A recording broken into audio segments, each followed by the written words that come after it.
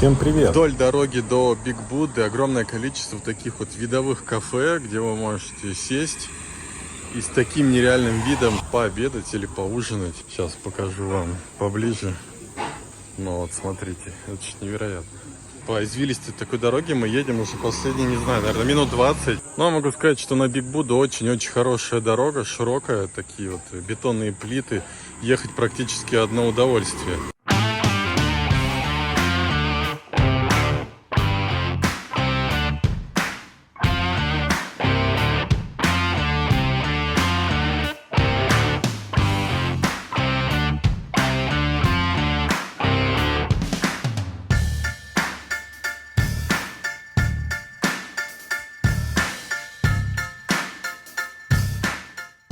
Выехали где-то час назад и до сих пор едем. То есть с севера ехать практически на самый юг. Такая довольно долгая дорога. Какие-то просто сумасшедшие пробки. Приходилось там объезжать, выезжать даже на тротуары. Что раньше я обычно не делал. Но мы сейчас хотим просто успеть приехать пораньше в наше новое место на Майкау. Показать еще пока светло, как оно выглядит. Какой там пляж и вообще какой там бассейн. Поэтому сейчас покажем Биг Будду, сдадим наш байк. Если вы приезжаете надолго, там на месяц, два, три, и вы вдвоем, то берите всегда с кофром. Особенно если вы готовите дома, это прям незаменимая вещь. Во-первых, всегда два шлема помещаются, один туда, один второй. А во-вторых, лишнее место никогда лишним не будет. И байк у нас просто нереальный, одно удовольствие на нем кататься, и прям печально. Сегодня я его сдам. У меня все время такая мини-трагедия, когда сдаю очередной байк, потому что привязываешься за долгое время и прям не хочется расставаться. Тут еще огромное количество вот таких вот активностей, катаются на таких вот вещах.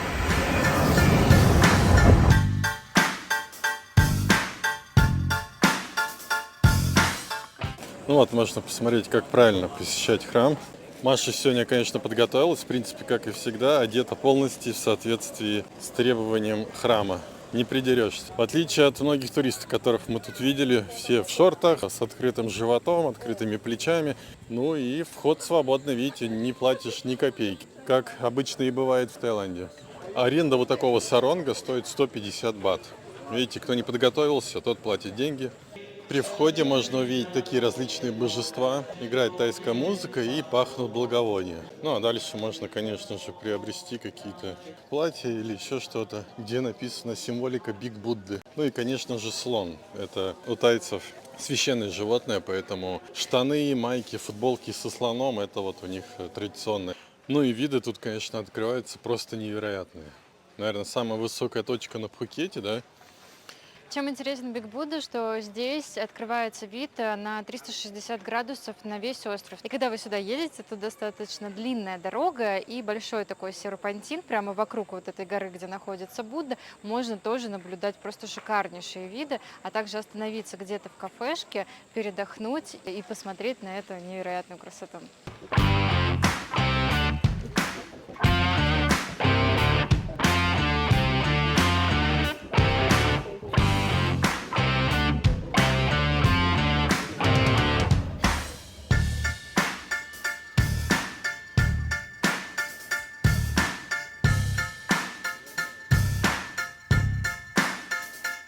Такая огромнейшая смотровая площадка, я даже не помню, было это или нет.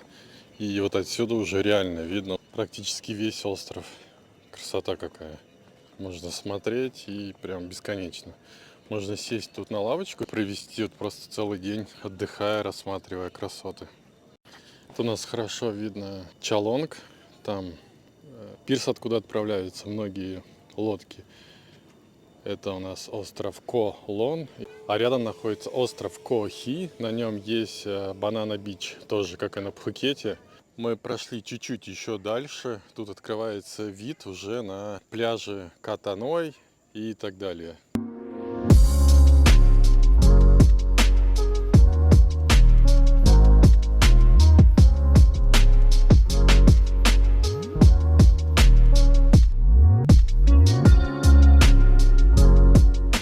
Ну а сейчас идем непосредственно на Биг Будду. Мы с Машей последний раз на Биг Будде были в 2017 году. С тех пор мы приезжали в Пхукет не один, не два или даже не три раза. но все время как-то, ну, Биг Будда, мы же там были, да, но сейчас решили заехать, и неспроста. Сейчас узнаете, зачем именно мы сюда заехали.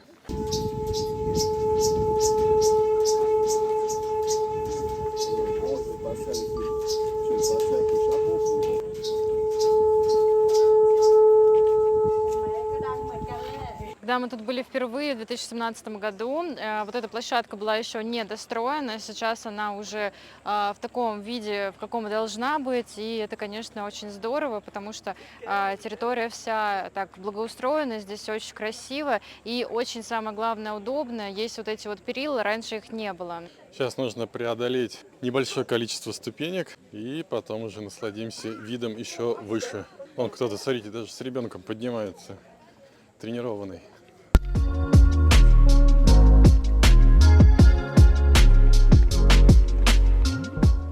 И когда поднимаешься еще чуть выше, уже к самому Биг Будде, вот здесь открывается просто невероятный вид, еще более высокий, и он просто завораживает. Сегодня мы пришли на Биг Будду не случайно, мы оставим именно такие вот лепестки с пожеланиями, и будут там написаны победители нашего стрима. Смотрите, какое интересное пожелание. Кто-то хочет просто iPhone 13, а кто-то мира, добра, любви, благополучия. Какие разные пожелания.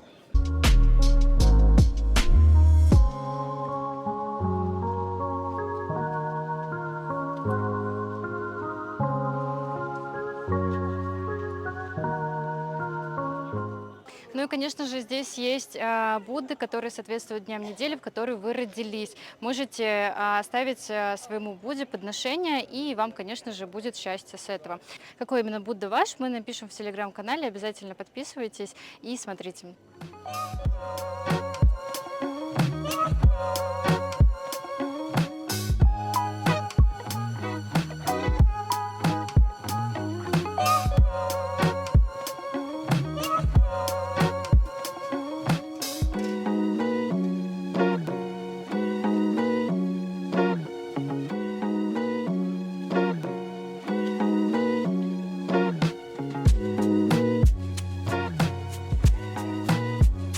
Мы 5 лет назад тут были, на самом деле было много чего недостроено. И видно сейчас, да, спустя, точнее не 5, уже 6 лет, до сих пор еще вот что-то тут делают, еще каких-то Будд потом поставят. И сам Биг Будда, вот если посмотреть на нижние этажи, сейчас мы туда зайдем, видно, что еще ремонт не доделан. Мне кажется, это такое вот типично тайское, то есть все время делать, и ни конца, ни края нету последней точки, поэтому они все время что-то делают, но это, в принципе, и хорошо. Ну вот, можно увидеть, да, бетон, недоделанные вещи, а внутри идет служба.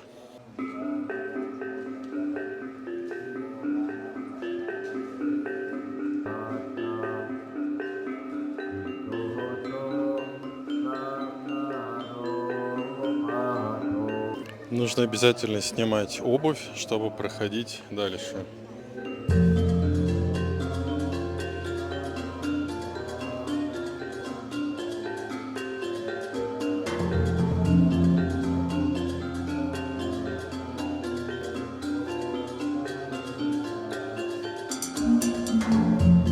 Внутри храма можно увидеть 7-минутную счастливую медитацию. Видите, мужчина показывает, что нужно делать, каким образом так называемые пассы, и вы через 7 минут станете счастливым. Смотрите, здесь можно купить кусочек мрамора, из которого будет потом идти отделка этого храма. Вот, например, вот как вот здесь. Вот. И вот такие вот кусочки стоят 300 бат, либо 1000 бат чуть побольше.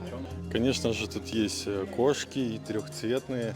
Вход тут бесплатный, но если вы хотите способствовать тому, чтобы этот храм Биг Будды и все остальное дальше росло и развивалось, можете вот какую-то штучку купить, там магнитик или лепесточек повесить. Это все идет на содержание храма в чистоте, ну и дальнейшее его строительство. Это не обязательно по вашему желанию.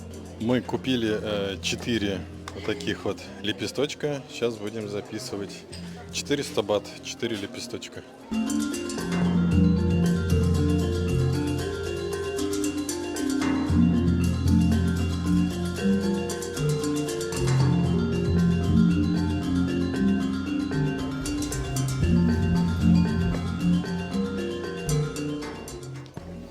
Вот Вот видите, можно сесть и вам проведут эту ту самую консультацию, как делать правильно медитацию на удачу. Мы решили повесить именно на дерево, потому что тут места еще много, точно никто не снимет. Ну и смотрите, мне нравятся очень такие вот пожелания. Видите, очень много людей желают именно это, как и мы. Итак, первую вешаем. Маш, давай покажем. Роман. Счастье, здоровье и успех. Роман у нас был топовым донатером на одном из стримов. Топ-3 доната у нас получают такой вот приз. Это вот лепестки в очень таких знаковых храмах. Ну и они, конечно же, заряжены на то, чтобы исполняться. Марина С. Тоже мы желаем много всего и вешаем на самое лучшее место. Да, причем именно эти лепестки висят тут очень долго. Посмотрите, многие лепестки уже даже там не видно, что написано. То есть это несколько лет. Даже если вы приедете сюда, вы сможете потом найти свои лепестки. Это, конечно, будет здорово. Ну, дядя Федор, он у нас вообще такой, можно сказать, самый главный инвестор. И его желание было путешествовать, как мы, работать удаленно. И я очень надеюсь, что это исполнится в самое ближайшее время. Ну и, конечно, мы себя не обделили, написали себе. И вот что мы желаем себе в 2023 году. По крайней мере, будем стремиться именно к этому.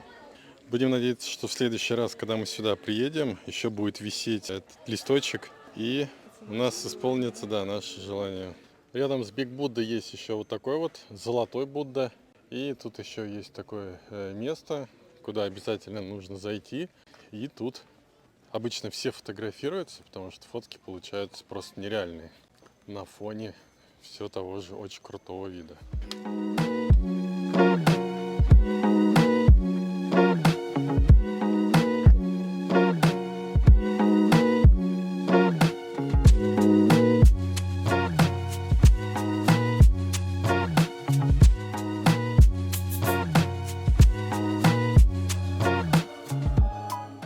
За что люблю это место, так это за то, что когда ты смотришь вниз, все кажется каким-то бесконечно маленьким и абсолютно неважным. И здесь такая тишина, здесь звуки вот этих вот колокольчиков с пожеланиями людей различных из разных стран, с разными пожеланиями.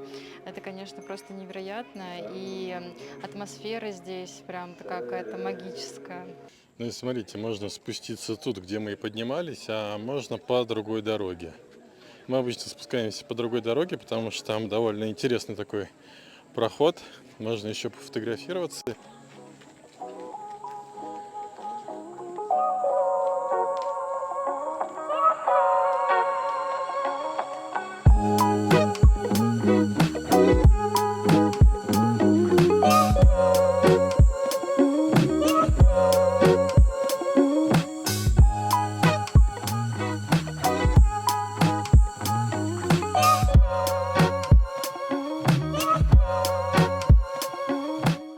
Очень важное замечание, особенно написано на русском. Видите, не кормите и не ловите обезьян, они кусаются. Интересно, это сколько случаев случилось, что кто-то хотел поймать обезьяну, и она кого-то укусила, чтобы такое разместили. Вообще не могу понять, где тут обезьянки, но вот все же мы их нашли. Смотрите, на дереве сидит. Учитывая, как много туристов, они, наверное, уже сами не рады, прячутся как могут.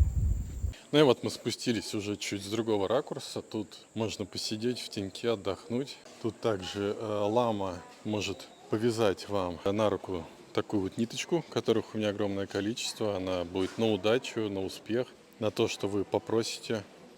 И также можно приобрести различные другие вещи, там эфирные масла, мази разогревающие и все остальное. Можно даже купить себе вот такого Будду, он килограмм 20, наверное, весь багаж выкинуть, только его поместить. Но не факт, что вы его увезете, потому что в Таиланде есть свои законы, и в плане вывоза Будды нужно очень внимательно тоже изучить. Ну вот эти самые ниточки, которые вам потом и повяжут. Делает мужчина, вяжет непосредственно монах.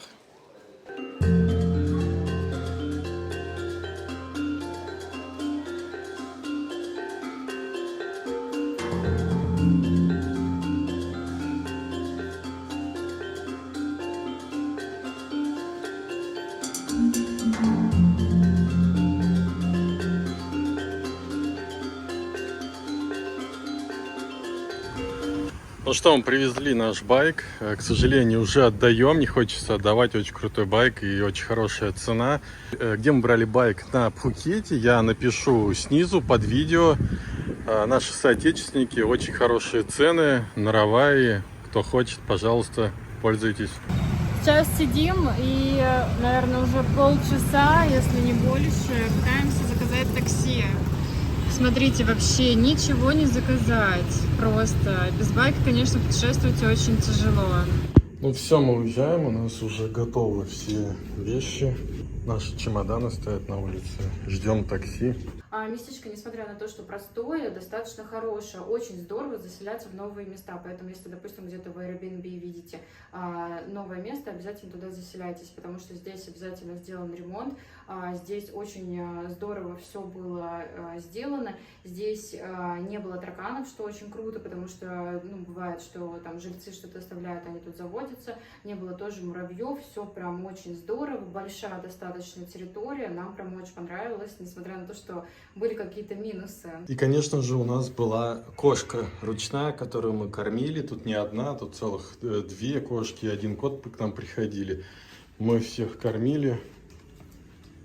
Он провожает. Ну что, мы только что заселились. Сейчас покажу наше жилище. По сравнению с тем, конечно, прям что-то супер новое, супер дорогое. Можно отметить сразу же кухню, да, она с барной стойкой, как мы любим. Тут микроволновка, о которой мы целый месяц мечтали. Да, есть фен, есть огромный такой санузел. По сравнению с прошлым местом, смотрите, там, надеюсь, даже есть теплая вода. Да, тут есть нагреватель воды, поэтому все будет в этом плане отлично. В прошлом месяце, целый месяц, мы мылись в такой прохладной воде. Тут есть такая вот небольшая гардеробная, правда, плечиков всего два, но, видите, есть фен, полотенце, зубные щетки даже, вот все что угодно. И, конечно же, огромная такая спальня. Как всегда, king size кровать, конечно же, кондиционер. Завтра утром, если успею, сниму еще вид из окна, потому что сейчас уже довольно темно. По идее, тут должен быть телевизор, да, вот разъем от него, но ладно уж. И тут у нас получается хороший такой диван кожаный, картины и телевизор. Вроде как смарт-телевизор, можно смотреть. Ну и полочки, много полочек, это тоже редкость. Такое у нас жилье. Еще самое, что интересное, тут еще есть такая дверь, причем она открывается. И тут у нас луна. Но там ничего нет, там забор. Это черный выход на всякий случай. По стоимости у нас вышло 900 бат на сутки. Я арендовал, как всегда, через Airbnb. И у нас заканчивалась аренда в том жилье месяц именно сегодня. Я подумал, мы переплатим там 200-400 бат, но у нас жилье будет получше, да, тут уже хороший душ, и тут есть бассейн. Самое, что интересно, бассейн работает до 22:30, сейчас 10 часов. Сейчас как раз хотим пойти еще искупаться. Сейчас на Пхукете вот просто невероятно, вообще практически ничего нет. И то, что это место я нашел на один день, это тоже большая редкость. Больше, чем на 3-4 дня на данный момент это место не забронировать. Его бронируют просто там вперед на 4-5 месяцев.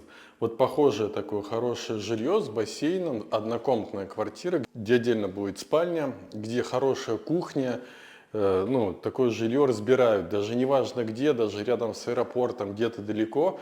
Сейчас на Пхукете просто бум. То есть не найти байков, не найти нормального жилья, не заказать такси, как сегодня выяснилось. Мы 1,5 часа ждали, когда просто там найдется хоть какое-то такси. Показывалось только здоровенный минивэн, где там 9 кресел. В итоге мы его и заказали. Сейчас самый высокий сезон там за последние 2 года. Ковид кончился, все, кто не мог приехать за эти 2 года, сейчас вот просто едут, полные самолеты приезжают. Мы 5 минут назад проснулись, и первое, что мы делаем, это, конечно же, идем смотреть на пляж. На пляже Майкао мы были 6 лет назад, всего 1 раз. Сейчас будет 2-й раз. Все почему? Потому что он находится очень далеко от основного Пхукета. И чуть-чуть сейчас покажем колорита Майкао. Майкао не самый такой популярный райончик, поэтому тут не увидишь горы туристов, огромные пробки и все остальное. Тут довольно Все спокойно и аккуратно. Вот у нас мини-Биг-Си находится в 100 метрах от нашего кондо. А напротив находится 7-Eleven, легендарный, в котором есть все, что вы только захотите для жизни и не только. Район Майкао – это такая маленькая тихая деревенька недалеко от аэропорта. Если вы едете за тишиной, то вам точно сюда. И пляж здесь имеет одну очень-очень классную особенность, которую мы вам сейчас покажем. Ну вот, нам получается около километра идти до пляжа. И смотрите, даже в такой деревушке можно увидеть на русском языке массаж. Ну и вокруг такие вот просторы, степи и поля. На байке ехать, конечно, тут одно удовольствие. Но мы байк вчера уже, к сожалению, сдали и приходится идти. И без байка, я вам скажу, удовольствия мало. Вчера мы как только сдали байк, мы 1,5 часа не могли найти ни одного такси. Там пешком шли, еще у нас там зарядка села, но это уже отдельная история. И сейчас тут проехать буквально 2 минуты, получить удовольствие на байке. Но идешь там уже минут 20 под палящим солнцем и такое себе. Вообще Таиланд это все-таки про байк, потому что мы на Пхукете гоняли целый месяц. И очень часто были такие пробки, но на байке мы проезжали прям вообще насквозь, практически не видя этих пробок, потому что можешь объехать справа, слева, но если даже полный затор, просто выезжаешь на тротуар, практически никогда не останавливаешься. Вот если машину брать, то тут, конечно, узнаешь, что такое пробки, и очень-очень быстро. Ну вот мы уже подходим к пляжу, а он виднеется там вдалеке, такой просвет, и слышны где-то вдалеке шум самолетов. Потому что аэропорт совсем близко, но тоже еще какой-то кондо аккуратный, красивый. Ну вот, собственно говоря, мы и дошли до пляжа. Конечно же, сейчас покажем такую малую часть пляжа Майкао. Он просто нереально длинный. Тут можно увидеть такие домики, где можно заселиться. И уже тут, конечно, будет намного ближе до пляжа. Ну вот и, собственно говоря, пляж Майкао. У меня дежавю, как будто бы я опять попал на Бангтао. Они очень похожи. И тут рядом вот такие вот деревья, хвойные немного. Так и по морю, по песку, вот по всему остальному.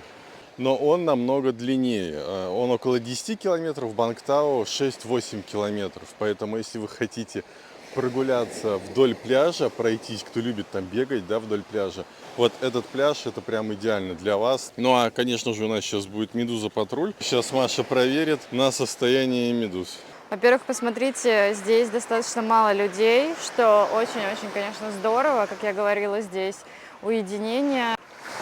Смотрите, тут достаточно прозрачная водичка. Сначала идешь, тут такой пологий вход, а дальше он резко такой более глубоким становится.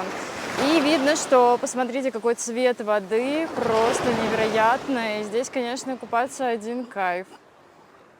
Ну, я сейчас чуть добавлю. С самого утра, вот проснулись, сразу же сюда пошли. Желания сюда идти вообще не было, потому что когда я просыпаюсь, мне нужно час-два прийти в себя, кофе попить. Но когда приходишь на пляж, вот всегда приходишь на пляж, видишь солнце, видишь отличную погоду, песочек, море. Тут же настроение становится просто отличным от того, что ты видишь. Ты видишь пляж, видишь море, на тебя светит солнце, и, в принципе, уже все, жизнь удалась. Тем, конечно, сейчас и обиднее нам ехать в аэропорт, да, мы сейчас едем в Хошимин на 2 недели. Там мы море, конечно же, не увидим. А потом мы едем, конечно, на Бали. Мы туда давно вам говорили, что туда собираемся ехать. Там будет океан. Но это будет абсолютно другие пляжи, это будет абсолютно другие волны, это будет абсолютно все по-другому, мы вам все покажем. И именно в Таиланде те пляжи, которые вы видите, это просто вот сказка. А Бали 99% пляжей, это далеко не про купание, это, конечно же, про серфинг, про различные другие экстремальные виды спорта. Поэтому вот с такой картинкой нам придется, наверное, проститься. На какой срок неизвестно. И, возможно, даже мы еще вернемся на Пхукет там, через 2-3 месяца, если нас, конечно, сюда обратно пустят. Но не на Пхукет, а в Таиланд. Ну и вот, видно, да, идет самолет на посадку. Мы находимся буквально тут в 2 километрах от аэропорта. Тут находится вот тут. Вот он садится, да. И вот в том месте, где он садится, самое прикольное место. У нас есть кадры в Инстаграме, когда мы 6 лет назад сюда приезжали. Ты вот так вот стоишь на пляже, и над тобой буквально где-то метров 20-30 прилетает самолет. Там огромное количество людей, которые друг друга фотографируют, видео снимают. Ну и в основном на этот пляж приезжают чисто за этими фотографиями. Ну да, скупаться можно, конечно, но море тут ничего особенного нет от других пляжей. Возможно, даже где-то и чище, и красивее. У нас, к сожалению, абсолютно нет времени, и мы идем обратно. Ощущение просто невероятное, когда ты стоишь на пляже, рядом чистая водичка, голубая-голубая, которая сливается с небом, и летит просто огромнейший самолет, вот прямо буквально над тобой, он поднимает песок, поднимает волны. А единственный минус — это то, что миллион людей, ну сейчас, кстати, не очень много, стоит и снимает, и чтобы сделать действительно красивую картинку, нужно поймать, да, хороший ракурс, чтобы, ну, вот этих вот всех людей немножко убрать из кадра. Вот, и в целом, конечно, ощущения просто непередаваемые, поэтому это то, зачем стоит сюда приехать. Все, мы прощаемся с морем, говорим ему до свидания, точнее не прощаемся. Сейчас идем покажем обзор приотельной территории и уже поедем в аэропорт. Смотрите, что мы увидели. Можно арендовать велосипеды. Учитывая, какой тут низкий трафик на дорогах, велосипед тут очень хорошее решение. Сейчас Маша расскажет, сколько стоит. Велосипед стоит всего лишь 100 бат на один день, вот этот вот, а вот эти вот спортивные стоят 150 бат за один день. Если на месяц брать вот этот, например, то будет стоить 2500 бат. А большой такой спортивный, мужской, где-то стоит 3000. А клик стоит в день 300 бат, на месяц 5000. Представляете? 5000 это довольно-таки дорого, потому что мы брали PCX 150 кубиков, у нас стоило 6500. А клики, они вообще стоят там всегда 3-4 тысячи, тут что-то дороговато. Но вообще, если взял велик, тут он за глаза, за уши, хватит его. С утра, когда проходила здесь в магазин, видела, как люди бегали. Здесь, получается, можно и на велосипедах покататься, потому что дорога здесь достаточно ровная, не гористая, и это прям очень здорово. То есть тут можно забуриться в такой райончик тихий, купаться, кататься на велосипеде, бегать. Такая тишина, спокойствие, кайф. Ну, вообще считается такой спортивный райончик, это скорее Раваи, да? Но мы вчера были на Раваях просто нереальное движение, там вот таких дорог, как тут, вы просто не найдете. И там в основном люди ездят на велосипедах, да, бегают, и в основном это делают с утра, когда еще трафик не такой высокий. Вот побывав на Майкау, мне захотелось сюда вернуться на хотя бы там недельки-две, арендовать какой-нибудь велосипед и просто покататься в свое удовольствие по пустым дорогам. А сейчас я быстро сниму нашу территорию в отеле. Это у нас такой бассейн, он нереально теплый.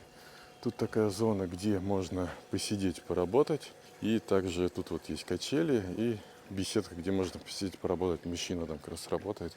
Все очень аккуратно, все очень так ухожено. Вот есть туалеты, душ и огромное количество различных зелени. Ну и вот наш домик. Все аккуратно выстрижено, конечно, красота. И даже есть место, где посидеть.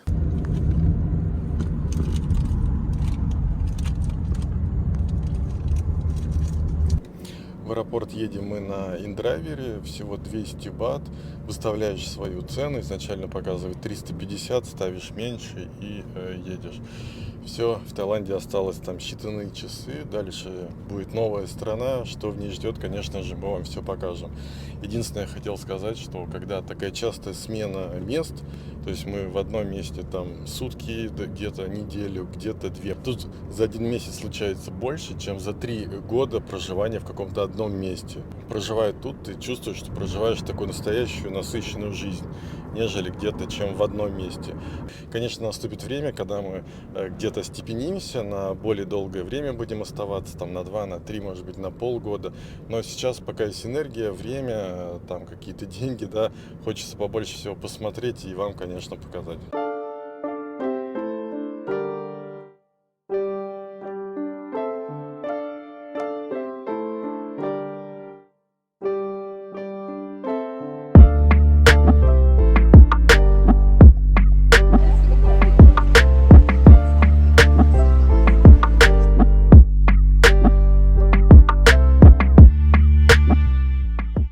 Мы Мы уже в аэропорту. Забыл совсем сказать, что за все время, что мы были в Таиланде, меня ни разу не остановил ни один ГИБДДшник. Мы даже сделали тайские права, потому что, не хотелось платить какой-то штраф, да. В Паттайе мы катались практически каждый день, иногда по 2, по 3 раза куда-то выезжали. На Пхукете мы катались практически тоже каждый день, через центр, через Паттонг.